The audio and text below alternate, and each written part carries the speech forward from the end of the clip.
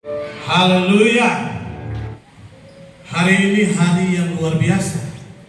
Kenapa luar biasa? Ketika kita datang di hadapan Tuhan dan benar-benar dengan penuh kesadaran akan karya Tuhan, siapapun orangnya dia akan pulang dengan membawa berkas-berkas.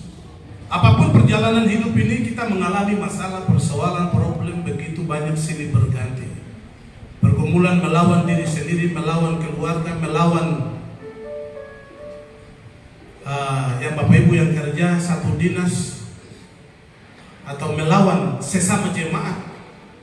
Tetapi datang ke tempat ini dengan hati yang berserah dan hati yang menyembah, maka kita akan pulang dengan berkat-berkat Tuhan yang luar biasa.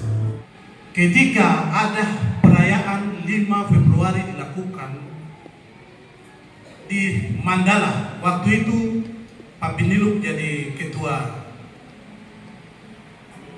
ikatan gereja-gereja, terus dia mengundang hamba Tuhan dari Amerika yang datang berbicara kepada kita.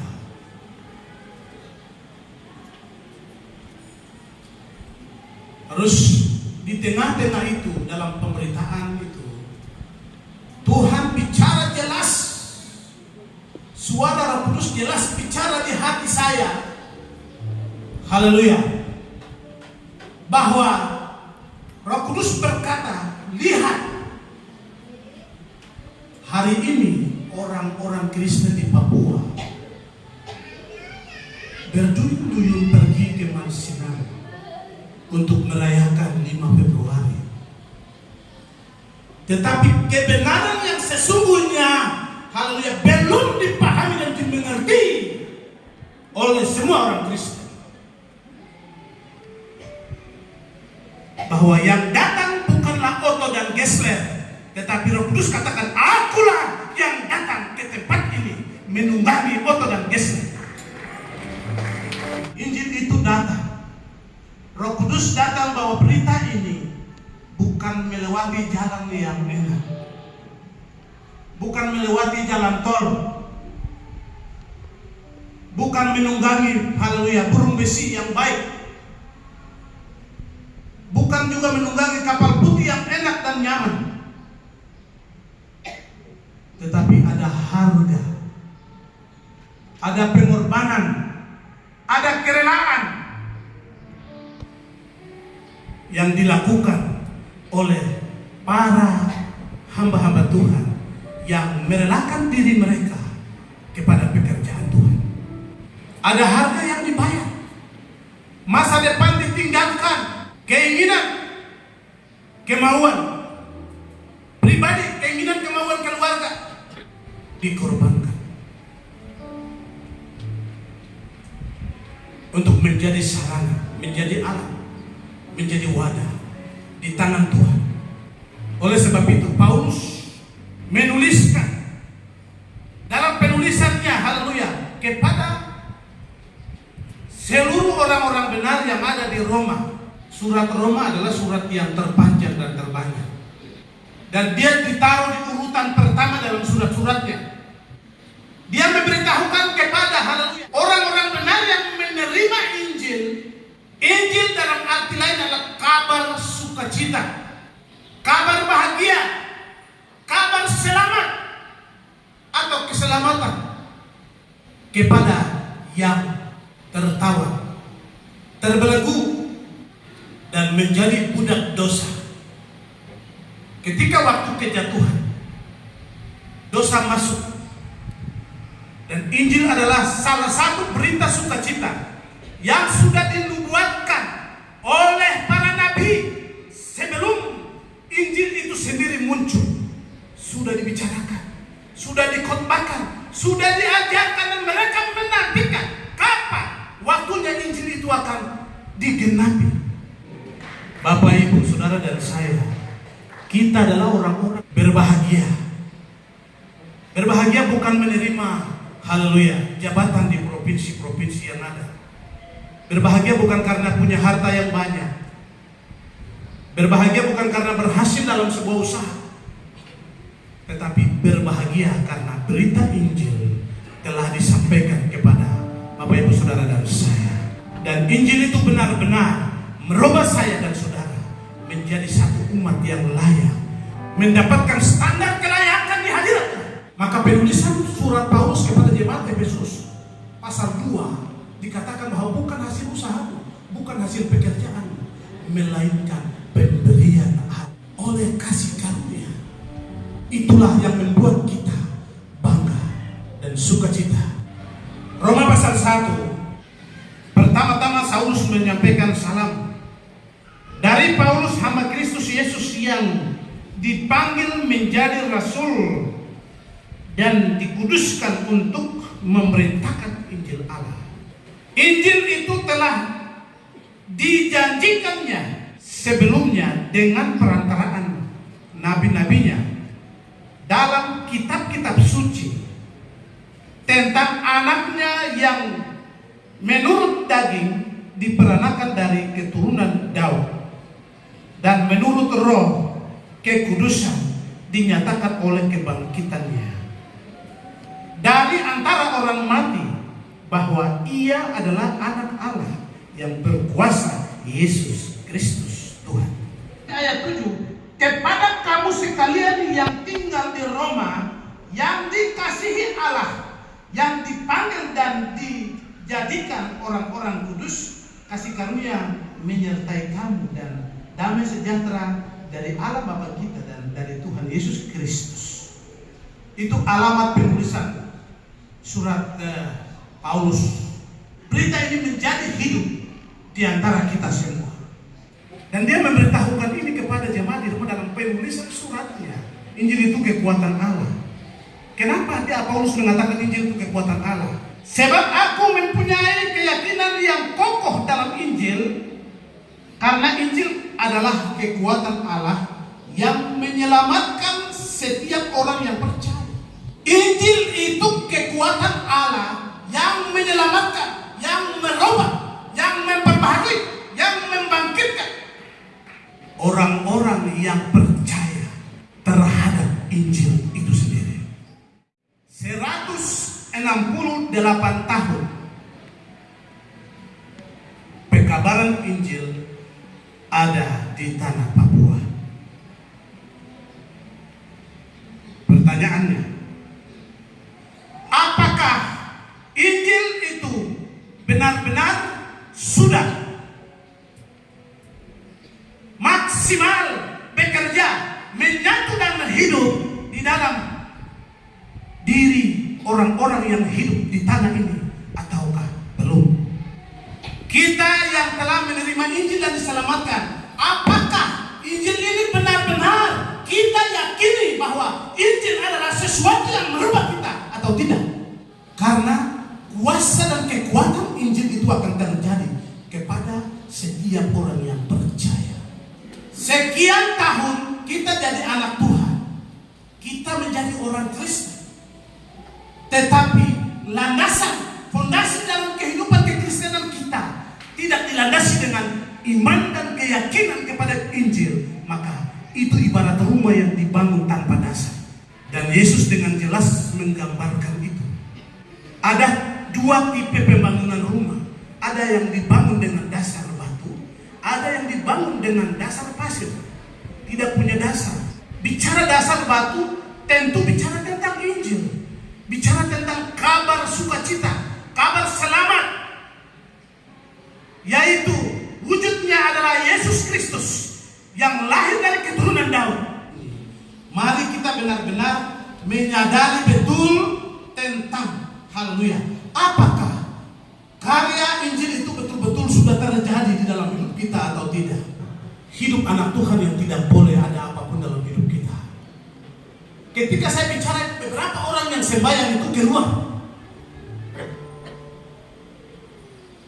2 hari kemudian lalu lakukan penyerangan. Jam 2 malam tiba-tiba saya dibangunkan oleh Tuhan. Saya bangun, ada 3 orang, satu di kepala, satu di tengah, satu di kaki. Dengan mata jelas yang saya lihat. Dan saya bicara satu kata, dalam nama Yesus. Saya bicara dalam nama Yesus, 3 orang ini lari keluar, pintu belakang itu bunyi, terbanting. Anjing yang tidur di belakang kejar langsung masuk di rumah yang tidak ada orang di belakang. Saya beri gambaran ini supaya kita harus pastikan hidup kita ada di dalam firman. Karena surga harganya mahal, bukan sesuatu yang murah. Setelah penyerangan itu satu orang datang bersaksi bahwa hamba malam saya mimpi, tapi Roh Kudus bicara, dia salah satunya, tapi dia yang membelanya. Ada orang yang datang, 3 ini bilang hamba, kita punya hamba kasihan dari jauh datang. Tapi yang tidak, kalau dia di sini nanti dia akan bongkar kita punya sarang-sarang. Bunuh dia saja. Hari ini saya masih ada. Karena ada kekuatan di dalam Injil. Setelah 2 hari lewat, barulah salah satu yang masuk ini mungkin tidak tercapai tujuannya. Dia harus bikin makanan, baru semua orang di Pulau Kasih itu pergi ke tanah besar kerja. Baru ibu ini dia taruh makanan di meja, terus datang panggil hamba. Ya, ketika ibu panggil, suara hati saya langsung Roh Kudus berbicara bahwa dia bikin sesuatu. Kamu, saya bilang, saya tawar dengan Tuhan, saya hari ini mau buktikan bahwa kalau engkau Tuhan yang saya melayani, saya harus makan supaya saya bukti bahwa Tuhan itu besar dan kuasa. Dan saya pergi, saya amati. Ibu dia berusaha pura-pura untuk cuci pakaian, tapi dia ada lihat saya juga sudah pantau dia. Saya tahu karena Tuhan sudah berbicara, saya sudah pantau dia. Tutupan yang tutup itu saya angkat langsung, taruh tangan langsung di darah Yesus, kuduskan makanan ini. Apapun yang ditaruh, kuduskan. Saya makan memang barang dari kulkas, dingin sekali. Menunggu sampai tidak terjadi sesuatu luar biasa. Saya harus bersaksi untuk memberi pencerahan untuk Bapak Ibu Saudara supaya Injil itu kekuatan Allah yang menyelamatkan, satu bagian yang memampukan kita berdiri, yang membuat kita tidak akan tergoncang, kita tidak akan takut. Waktu saya di Oksibir, istri di villa, waktu itu anak saya Melkisedek masih dalam kandungan. Pas 7 bulan, ada seorang ibu yang datang kasih ikan puri dengan apa begitu. Dan sebelum itu terjadi, saya lihat ada mimpi di Oksibir. Saya lihat ada, haleluya, satu ikat pinggang, tapi ketika saya melangkah ke sana, saya pikir itu ikat pinggang kulit. Saya mau pegang, itu jadi ular kobra. Patok saya punya tangan kanan. Terus bisa sampai naik di sini, bisa itu jadi tangan saya jadi hijau sekali, hijau kebiru-biruan, naik sampai di atas itu. Saya kebas dalam nama Yesus. Bisa itu keluar. Waktu istri makan itu langsung kontraksi terjadi, pendarahan. Lalu mereka telepon, saya bilang, saya sudah lihat. Memang itu niat untuk membunuh, tetapi anak saya akan selamat. Karena di dalam nama Yesus telah ditentukan. Kenapa saya harus banyak berbicara? Karena saya membuktikan bahwa Injil itu adalah kekuatan Allah yang benar-benarnya. Ketika kita percaya, benar-benar kekuatan Allah itu akan terjadi dalam hidup kita.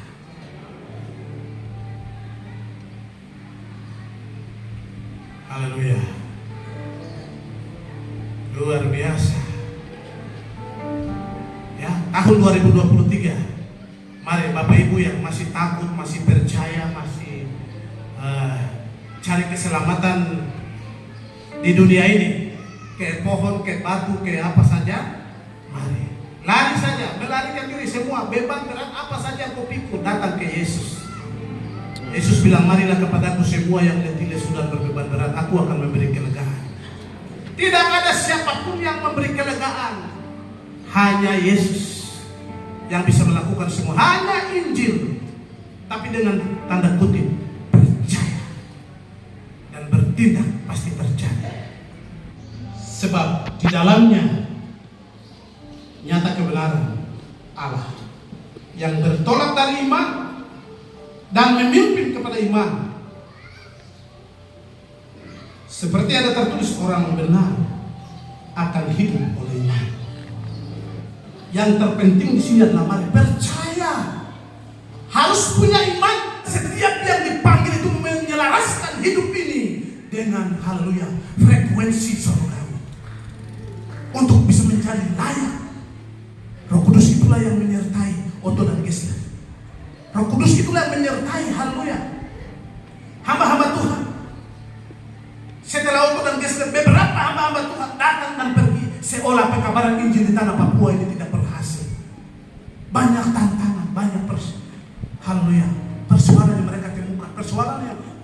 sakit penyakit mereka alami. Luar biasa. Ada yang mati. Ada yang mati di tanah Papua. Ada yang pulang beberapa bulan, beberapa tahun mati karena malaria. Dan Injil yang hari ini kita bicara, dia tidak datang dengan enak-enak, tetapi ada harga yang mahal dibayar. Haleluya. Yang pertama, Yesus sudah bayar harga.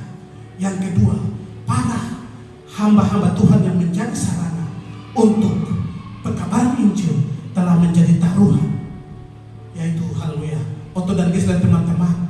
Beberapa waktu lalu saya pernah sampaikan bagaimana Injil itu dia berputar. Haleluya. Pencurahan terjadi di Wasior. Lalu ada dua kelompok. Satu keluar dari haleluya Wasior mulai ke Manokwari, ke haleluya ke Serui, ke Nabire, dan haleluya sekitarnya Biak sampai ke Tantari. Satu yang mulai putar dari Idon Yakati, haleluya, mulai masuk Bintuni, haleluya, mulai putar ke sana ke Temenapua, mentok di haleluya Ayamaru atau Maibra. Jadi Bapak Ibu harus tahu bahwa pertukaran berita terjadi di Ayamaru. Kenapa visi Tuhan itu diambil di Jayapura tetapi harus dibawa ke Solo, Maibra? Karena ketetapan Tuhan untuk pertukaran visi. Saya harus bicara ini supaya Bapak Ibu yang tidak mau dengar Injil lalu hidup bertahan dengan gaya lama harus bertobat. Saya juga rasa rugi. Saya tidak bicara untuk saya saudara-saudara di gunung sana, tetapi Tuhan siapkan saya untuk bicara untuk Bapak Ibu Saudara. Injil yang Otto dan Gessler itu terakhir diberitakan di Maibrat. Selanjutnya tidak dijelaskan kemana. Setelah itu Ruben Rumpiak itu dipakai Tuhan untuk menubuatkan sesuatu. Dan ketika Ruben Rumpiak melihat sesuatu tentang negeri itu, dibangkitkannya lah Dolorius Sorosa. Haleluya. Lahirnya Bapak rohani kita. Jadi saya lihat ini sesuatu yang luar biasa. Kalau Bapak Ibu anggap barang ini luar biasa, silakan saja. Tapi saya rasa ini sesuatu yang luar biasa. Dan di tempat ini jangan ada orang yang anggap biasa-biasa dengan pekerjaan Tuhan ini. Tanggung jawab sebagai tua-tua di jemaat, belajar bertanggung jawab. Hamba Tuhan di situ makan kan tidak akan belajar bertanggung jawab. Karena hamba-hamba Tuhan itu bayar harga, meninggalkan masa depan. Panggilan Tuhan di dalam diri Bapak Ibu, perhatikan. Haleluya. Sekarang Injil itu kita menjadi pelaksana. Para Zerubabel, singkan lengan bajumu, perhatikan. Sekarang berapa hamba Tuhan kita ada di Sarmi, sesuai dengan jabatan yang telah Tuhan percayakan. Mereka menyumbangkan Injil. Apa yang mereka butuhkan? Di Kerom itu membutuhkan belakos, di Sarmi membutuhkan belakos. Untuk bagaimana umat Tuhan yang mendengar Injil dari wilayah yang berjauhan ini untuk menyatukan mereka untuk pertumbuhan iman itu terjadi. 500-600 juta, 1 miliar di bank. Tapi kalau engkau tidak punya kontribusi kepada Tuhan dalam pemberitaan Injil, sia-sia. Tetapi saya bersaksi untuk Bapak Ibu, kami hamba Tuhan ini, kami tidak sekolah teologi. Bapak Ibu tahu, kami belajar di Rufai itu tidak ada haleluya S2, S3 yang datang mengajar kami. Kami hanya diajar untuk beriman kepada Injil yang hari ini kita dengar. Dan kami diajar mendengar apa kata Tuhan, lalu lakukan. Dan Bapak Ibu harus tahu bahwa berita yang Bapak Ibu saudara dengar di tempat ini benar-benar keluar dari Sion. Ini kesaksian roh. Dan kalau saudara tidak tangkap dan melakukannya, betapa ruginya. Haleluya. Tahun ini kita harus beli belakos untuk tempat pelayanan baru 2. Satu untuk Kerom, satu untuk Sarmi. Karena hari ini Tuhan bicara tentang berita Injil. Kita yang diselamatkan oleh Injil, kita hanya tidur ya.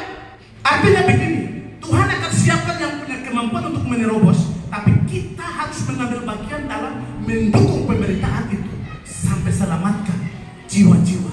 Ketika kita melakukan sesuatu untuk mendukung pemberitaan Injil, haleluya. Saya pernah sampaikan untuk saya sebutnya, Pak Oliver dengan istri. Waktu saya bawa hamba Tuhan Januari Usipka, itu dari SD kelas 5. Terus waktu dia menyatakan bahwa dia mau menjadi hamba Tuhan, saya bawa ke tempat ini. Dan Tuhan pakai Bapak Oliver dengan istri kasih uang 5 juta untuk beli tiket. Saya pulang pergi dan antar hamba Yanu kasih tinggal di Lawang. Satu waktu hamba Tuhan Yanu bicara di tempat ini, lalu ada Oliver bilang, wah luar biasa. Saya bilang begini, di mana Injil diberitakan oleh hamba Tuhan ini, upahmu dihitung di sana. Karena tanpa dukungan itu tidak mungkin Januarius ini jadi hamba Tuhan. Tahun 2002, kalau tidak salah dalam persidangan memutuskan beli minibus di kota ini, di Tubuh Kris Lokal Jayapura, sampai hari ini saya masih ingat, saya belum training. Sampai hari ini belum ada realisasi untuk beli bis. Apakah kita tidak diberkati? Hanya tidak ada orang yang respon terhadap berita Injil. Orang-orang hebat di Jakarta sana, haleluya, bisa persembahan kita kasih 10.000, 5.000, mereka serahkan kunci mobil, mereka serahkan cek, mereka serahkan, karena mereka lihat ada kekuatan dalam berita Injil itu, mereka diberkati. Ada keberaniankah kita mau bangkit tahun ini? Apapun bentuk yang Tuhan bicara, Tuhan mengasihi kita dan Dia akan melakukan itu di dalam hidup kita. Hari ini jangan saudara mengukur diri, ada pendapatan saya. Lihat Tuhan yang besar ada di dalam dirimu. Punya iman saja, percaya tentang berita Injil, Tuhan akan lakukan sesuatu dalam hidupmu. Ada peningkatan terjadi, ada pelompatan terjadi. Mungkin tadi kau kepala seksi, bisa-bisa langsung bisa jadi kepala dinas. Mungkin kau baru dilantik kepala bidang, baru memenuhi syarat, bisa jadi kepala dinas. Karena Injil tidak pernah mengecewakan, asalkan kita percaya. Hatiku